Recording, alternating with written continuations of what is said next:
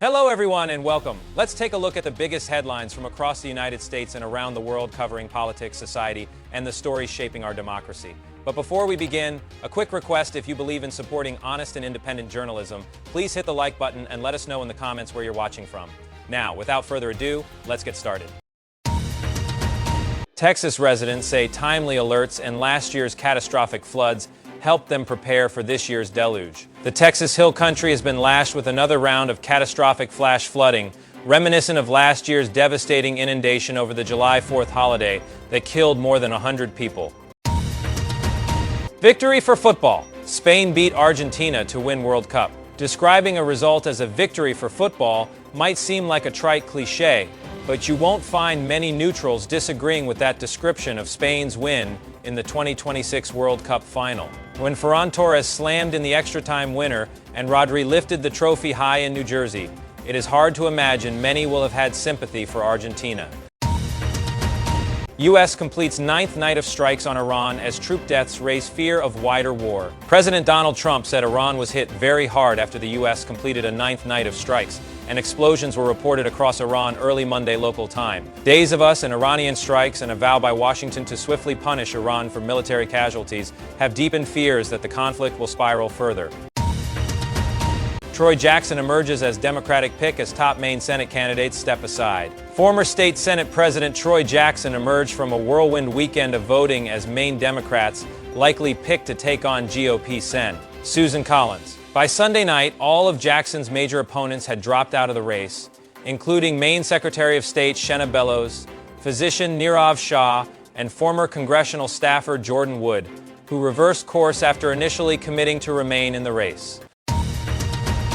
U.S. military recovers unidentified remains found in Jordan as another service member dies in Iraq. The U.S. military announced Sunday that it recovered unidentified human remains while searching for an American service member reported missing after an Iranian missile and drone attack in Jordan, as another U.S. service member was killed in a separate incident in Iraq. U.S. Central Command said military personnel found the remains Sunday at the site of Friday's attack in Jordan. Officials said an examination is underway to determine whether they belong to the missing service member. Tate brothers arrested by U.S. authorities face additional rape charges in the U.K. Social media influencers Andrew and Tristan Tate were taken into custody by federal law enforcement officials in Miami on Saturday.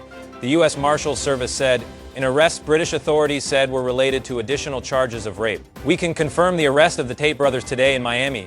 It stated, "The warrant was sealed, so we are unable to confirm the charges." Mass shooting rocks crowded downtown Tucson district, leaving 10 wounded. At least 10 people were wounded in a mass shooting in downtown Tucson, Arizona, early Sunday morning after a gunman opened fire in a crowded entertainment district, according to officials. The suspect, whose identity has not been released, allegedly tried to flee the scene before he was shot by a responding police officer. The Tucson Police Department, TPD, said he was taken to a local hospital in life-threatening condition. Iceberg lettuce recalled in 27 states due to potential cyclospora contamination. Produce supplier Taylor Farms is recalling iceberg lettuce shipped to 27 U.S. states because of potential contamination with cyclospora, the parasite causing thousands of cases of diarrhea across the country. The company said it's actively removing the products, has suspended distribution of iceberg lettuce from central Mexico to the United States, and is no longer receiving products from the implicated lot.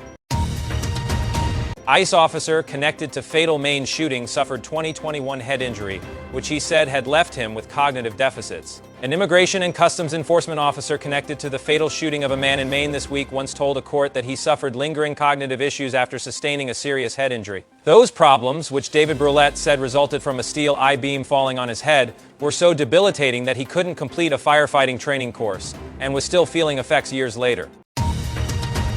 Tropical Depression 2 takes aim at the Gulf Coast, threatening heavy rain and flooding. Tropical Depression 2 has formed in the northeastern Gulf and is expected to bring heavy rain and tropical storm, force gusts to the northern and eastern Gulf Coast in the coming days. Tropical Depression 2 is forecast to become a tropical storm tonight or Monday, at which point it will be called Tropical Storm Bertha.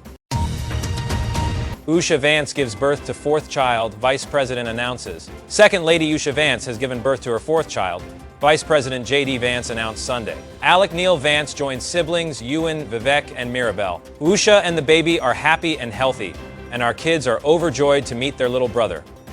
The vice president said on social media, thanking the doctors and staff at Walter Reed National Military Medical Center and the White House Medical Unit.